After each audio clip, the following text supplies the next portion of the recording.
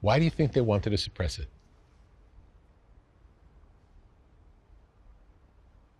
They didn't understand it. In my opinion, they didn't understand it. They didn't understand where it was coming from. If you don't understand where it's coming from, you really don't understand why it's necessary to support it. And then like a group of people realized there was a lot of money in it. Mm. And then things changed, obviously. Mm. I think it changed for the worse, personally. My experience was when people started getting involved, once they saw they could make money in it, yeah, it changed the culture a little bit. Sure. Because early on, anyone who was doing it clearly loved it because there was no upside. No. So if you were doing it, you had to love it. Yeah. You just did it because it felt amazing. That's it. What's your first memory of any hip hop?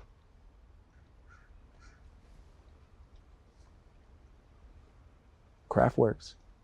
Wow. Interesting. I wouldn't have given that answer, even though probably same. But I wouldn't have thought that. Yeah. Yeah. We were hearing those records and we were like, what is this? Yeah. Another record that was very transformative in Virginia was Strafe, Set It Off. Yeah, incredible. One of the greats. Anytime you were at a club and that came on, people just lost their mind. One of the greats. And there's not much to it, if you think back. It's amazing. Yeah. Every sound. Yeah. Every sound in that song. Yeah. That's like what I was like trying to beat.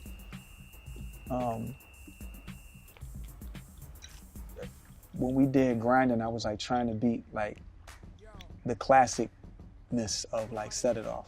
Yeah. I mean, the Benjamins is what sent us in the studio. Like, okay, we gotta beat this. Yeah. But Set It Off was a hit for like 8 more years. Yeah, for sure. For sure. You can go out to a club today and still hear it, and it would play like it played the day it came out. Starts with one snare.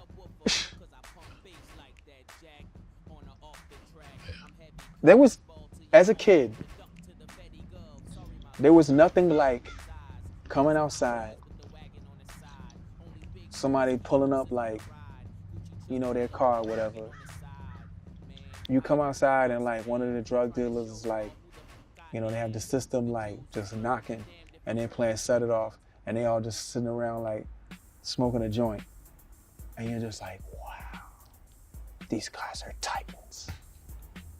I mean, that's how we looked at them. They were like larger than life. Yeah. I mean, every time you came outside, the gold chains or whatever, and the music's playing, those were videos.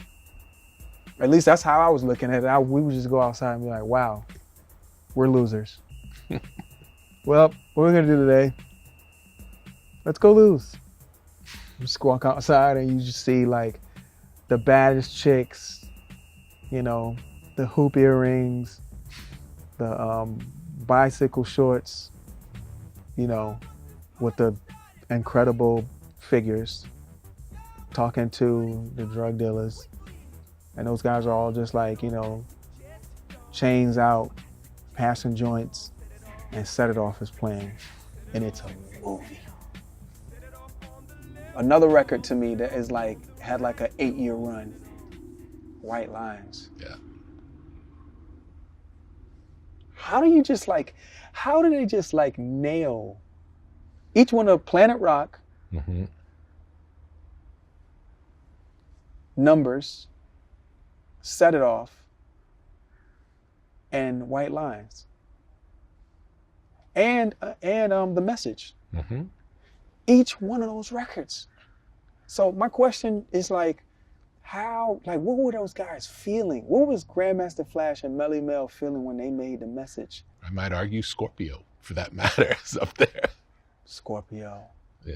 When I was DJing, I would always play Scorpio. Did you do that record too with L? I don't know. The Jingling Baby.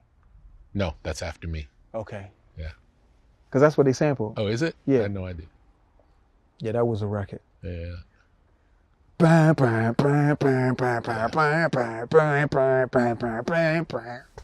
So cool. That's like,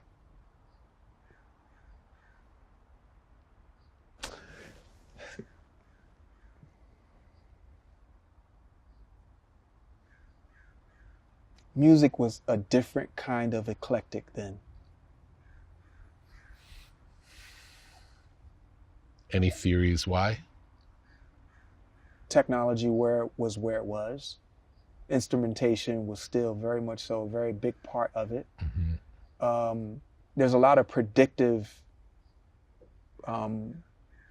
default modes in the way that people program now. Mm-hmm. Like, so you don't have to play as much as you can.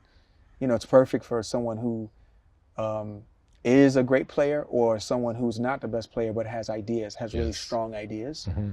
So that takes a lot of the experimentation that the machine can predict and get to, but there's a different thing that man has that the machines don't. It's an intuitiveness. Yes. And intuition and prediction are two different things. And so the machine can give you a bunch of predictive equations for examples of changes you might like or things you might want to do and make some really very interesting suggestions. Mm-hmm. But it's predictive and it's pretty much based on like not even random, but just like different variations. Mm-hmm. Whereas intuition is like, no, go completely left. Mm-hmm. How much do you rely on technology? Like, are you attached to certain instruments or certain technology? I think I'm like pretty much porous at this point. Like I'm just open, mm-hmm. you know. I like the way I work at the moment, but I'm like open to new methods. When you first started making music, you went from seeming like a hip hop fan into what's the first thing you ever made? Regardless of whether you put it out or not, what was your first experiments in making your own music? Chad and I, and I haven't mentioned Chad yet, but because I think you asked me a lot of questions in reference to my own personal process, but for a very big part of my career, Chad and I worked together. Mm-hmm. And I think what we tried to do, and we still work together. Yeah. But I think for the most part, what we always tried to do was reverse engineer the songs that did something to us emotionally and figure out where the mechanism is in there. And as I said to you before, try to figure out if we can build a building that doesn't look the same, but makes you feel the same way. Yeah. I did that in Blurred Lines and got myself in trouble. Yeah. That's ridiculously. Stevie Wonder told me, he said, you gotta get the right musicologist in there because juries don't understand. It's very technical what you've done. Yeah. And because the song is nothing like the song. Nope. But the feeling was. Yeah, but the feeling is not something that you can copyright. No, you can't copyright a feeling. No. All salsa songs sound pretty much the same. Yes, and reggae songs or any genre. 100%. Trap music sounds relatively similar. Yeah, but here's the difference. Yeah. What we failed, and it hurt my feelings because I would never take anything from anyone. Of course. And that really set me back. I made Missy Elliott's Where They From in the middle of that trial. But I was really hurt because what I realized all too late was what he was trying to tell me is I needed to use my gift to make music to reverse engineer the disparity between the truth and people's and the jury's uneducated opinions. And I say that because Rayon and Silk feel the same, but we understand that there's a clear difference. Yeah. And that was what happened. Yeah. Like I really made it feel so much like it Yeah. that people were like, oh, I hear the same thing. Yeah. And it's like, nah, Yeah. look at the notes. Yeah. Well, if you don't know, Yeah.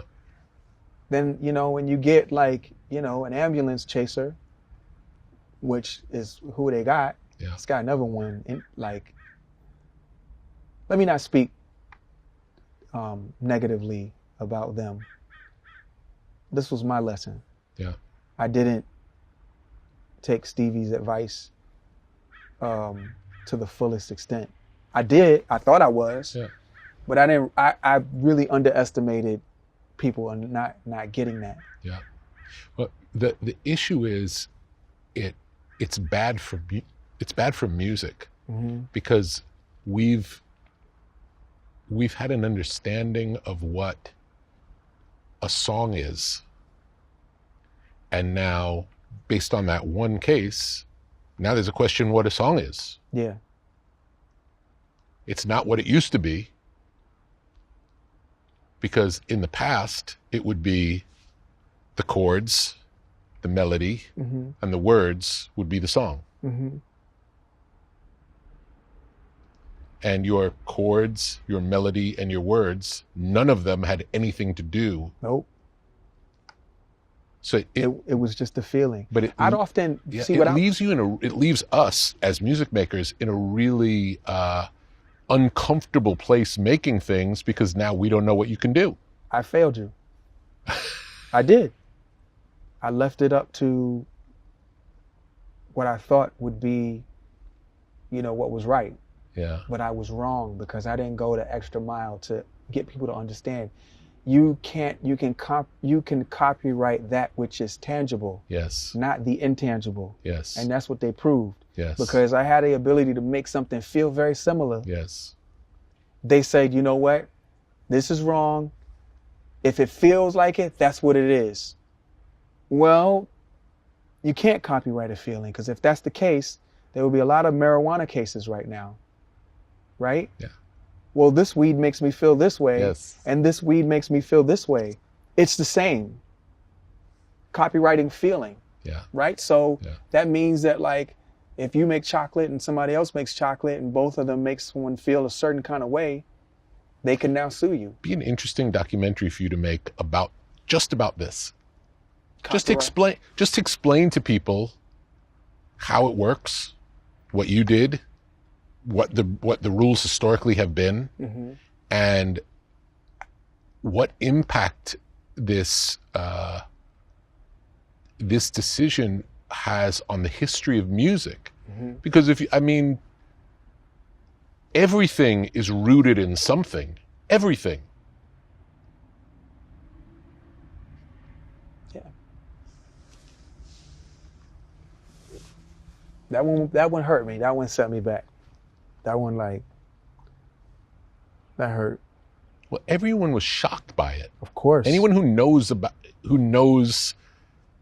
understands the situation would be shocked by it, because what you did was completely what has been done since the beginning of people making music. Yeah.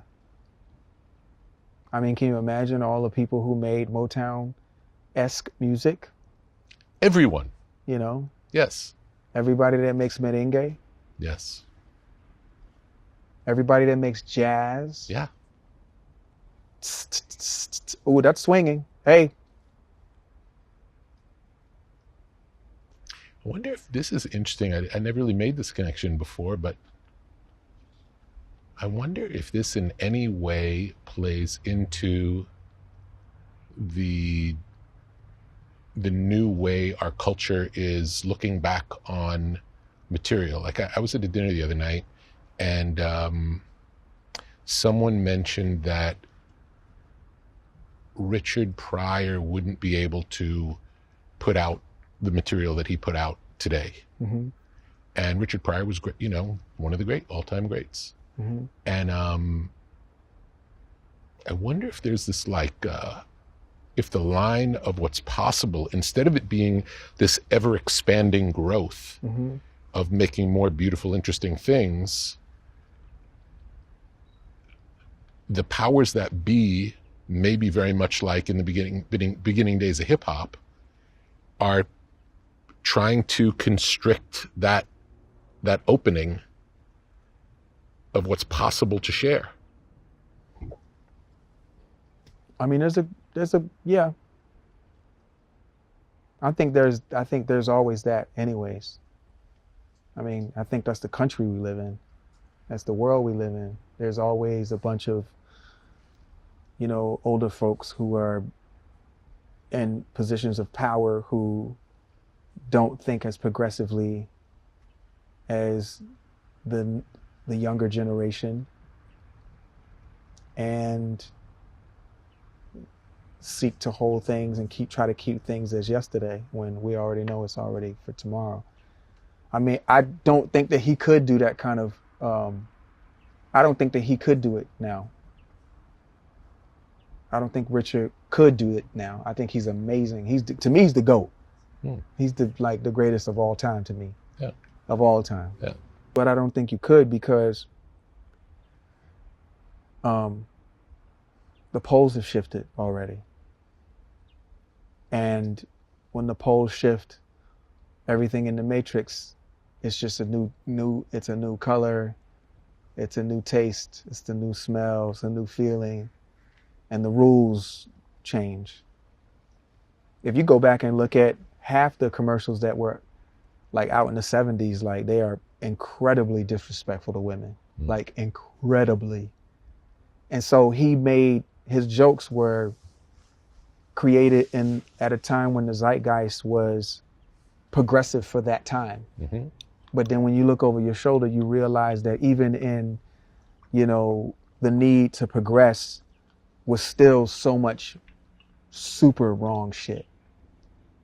I mean, like LGBTQIA they were like really not even allowed to exist, with the exception of being mocked as men cross-dressing for a joke, or cross-dressing for a show. Other than that just didn't happen. And they, it was okay to call them names and be incredibly disrespectful to people's feelings. That would never fly. But I mean, if you really know his life story, he didn't have anything against anyone. No. And maybe he could have for that reason. Yeah. But the language that he used was because it was pushing it for that time. Yes.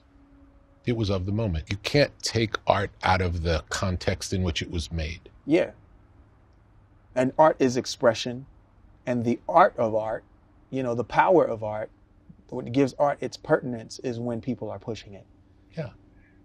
He would be pushing it in a completely different way right now. But the world was a different place. So he would be pushing it maybe in the same way, but it would feel completely different in today's world because the world's different. Yeah. So the context would change everything. Yes. Yeah.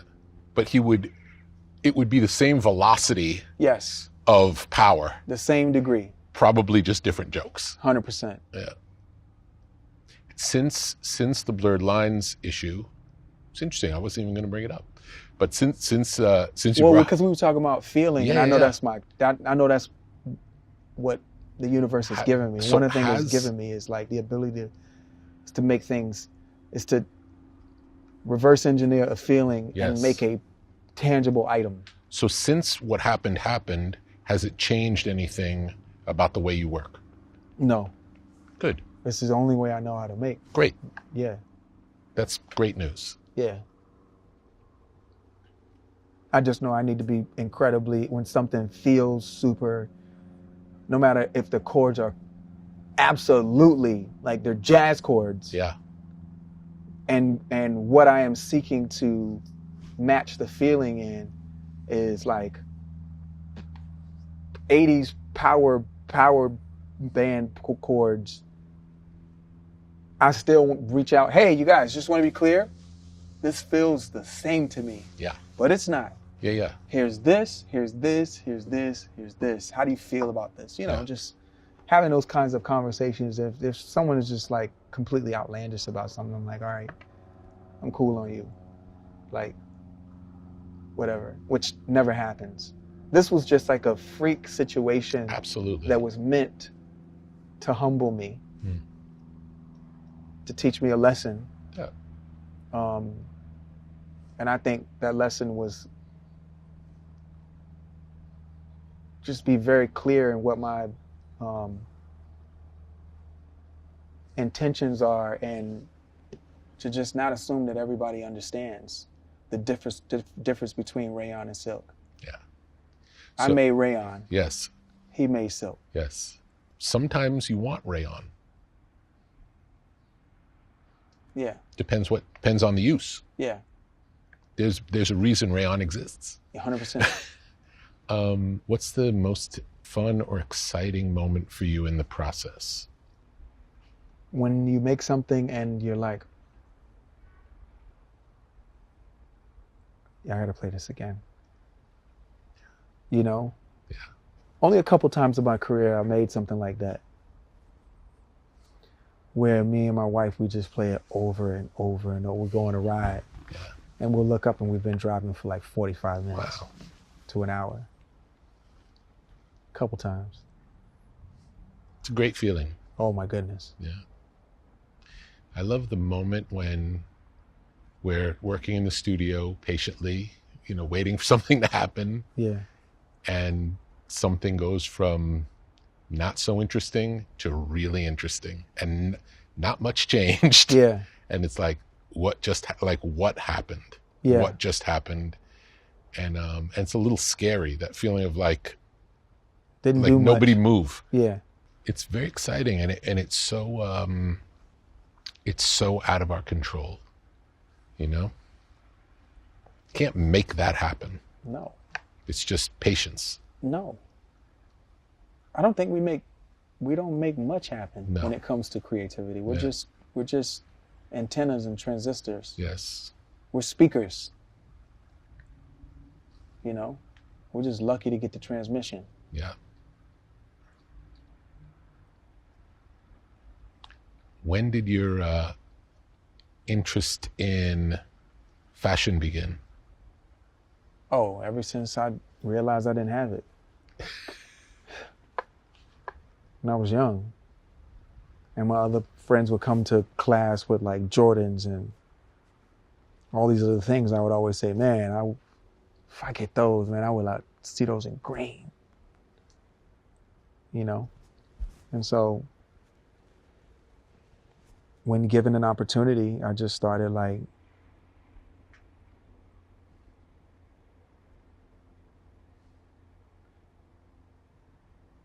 doing it, just because I was so appreciative to be able to do it. Do you see it as the same as making music? Making? Yeah. Yeah. Yeah. It's the same. You're using the same muscles. Same process. Yeah. Definitely using the same muscles. Yeah. Anything else you'd be interested in applying those muscles to that you haven't yet? Well, first of all, like the one thing that's definitely on my mind before I leave is that we have to do something together. You don't need me.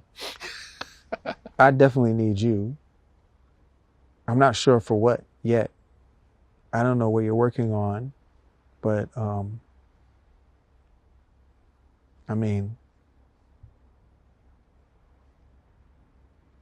so down. You're like... We'll find something important to do together. I would be so honored. You talked about you and Chad starting together, making music. How would you say the process of making music has changed from before doing anything, starting as a kid, being a fan, making music, till now? What's changed? I guess being a family man. More of a family man than I ever was. I always said that I was going to have like 4 kids. I didn't know I was really going to have 4 kids. I always said it. Yeah. And we went from 1 to 4. Incredible. That's the only difference. I love music. Music is the key that's open, it's the skeleton key that's opened every door. for me, including this one right here. Who knew on the other side of chord structures that would make me emotional as a child would lead to this moment right here? Like on the other side of listening to, you know, Q-Tip sampling Roy Ayers' Music Productions' Daylight to make Bonita Applebum, on the other side of my infatuation with that song and listening to it over and over again on repeat, on the other side of that, of those chords, was the distance to this moment. Nothing's changed. All built on music. 100%. The mountain of song. It's crazy. Yeah, we're very lucky that we get to play in this world so much. Yeah. I mean, I want this for everybody. I want everybody to wake up every day going, how did this happen? I love doing this. Yeah. I feel like I get paid for free. So I'm doing what I love to do. I want that for everybody. This place is amazing. This interview was, awesome. Just so grateful for this opportunity to be able to sit with you, and to me, that's how awesome the universe is. You know what I'm saying? Absolutely, we are blessed. Like I got a chance to sit and talk to you. The universe works it out that way. Like you're doing one thing, okay, and you're also gonna sit down and have this conversation with Rick Rubin. Thank you for making the long journey out here.